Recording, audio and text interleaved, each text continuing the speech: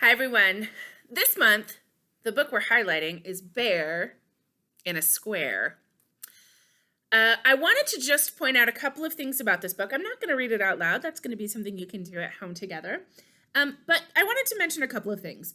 One of the activities that we suggest on the insert of the kit this month is to run your finger underneath the words as you say them.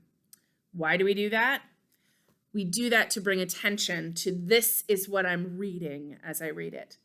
Find the bear in the square. So while you're reading the book, run your finger underneath those words that you're reading. Another thing I wanted to point out is that this really is a wonderful seek and find book. So we're looking for one, the bear in the square, but do we see any other squares on this page? Take time to talk about each page as you do it.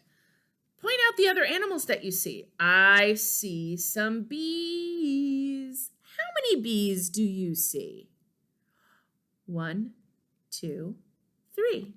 What does a bee say when a bee talks? Bzzz. I see a kitty cat. What does a cat say?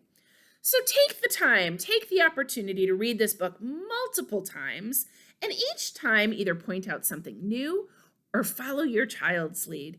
They may point to something and ask you to explain it or be very excited about something. See if you can expand on what they're talking about. So as you go through, as you see, there's so much seek and find that we can do. There's going to be lots of different shapes that we didn't talk about in our songs.